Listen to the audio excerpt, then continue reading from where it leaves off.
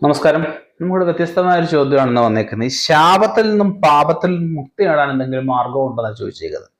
തീർച്ചയായിട്ടും ഉണ്ട്. നമുക്ക് പുണ്യ സ്നാനങ്ങളാണ് നമുക്ക് ആദ്യം വേണ്ടത്.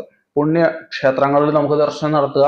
പുണ്യക്ഷേത്രങ്ങളിൽ തന്നെ നമുക്ക് നീന്തൽ അറിയാമെങ്കിലേ ഇറങ്ങാവൂ. അവിടെ കുളങ്ങളുണ്ടാവും. ഉദാഹരണം രാമേശ്വരത്ത് നമ്മൾ പോകുക, അവിടെ ധാരാളം കിണറുകളുണ്ട്. വിശേഷപ്പെട്ട പുണ്യ നദികളിലെ ജലങ്ങളാണ് ആ കിണറിലെന്നാണ് പറയുന്നത്. ആ പുണ്യ നദികളിലെ ആ ജലങ്ങളിൽ സ്നാനം ചെയ്യുന്നത് ഏറ്റവും നല്ലതാണ്. അപ്പൊ നമുക്ക് മൂകാംബികയിൽ പോവുക. മൂകാംബികയിൽ നമുക്ക് അവിടുത്തെ കുളത്തിലെ അല്ലെ അവിടെ നമുക്ക് നിർച്ചാലുണ്ട്. നിർച്ചാലിൽ നമുക്ക് കുളിക്കുന്നത് ഏറ്റവും ശ്രേഷ്ഠമാണ്. അങ്ങനെ ഒരുപാട് മഹാക്ഷേത്രങ്ങളുണ്ട്. ഏത് മഹാക്ഷേത്രങ്ങളും എടുത്തു നോക്കിക്കോളൂ, എല്ലായിടത്തും നമുക്ക് കുളിക്കാനുള്ള സംവിധാനമുണ്ട്. നമുക്ക് ആ പുണ്യ തീർത്ഥ സ്നാനമാണ് നമുക്ക് പാപത്തിനും ശാപത്തിനും ഉത്തമ പരിഹാരമായിട്ട് ഒന്നാമത് പറയുന്നത്.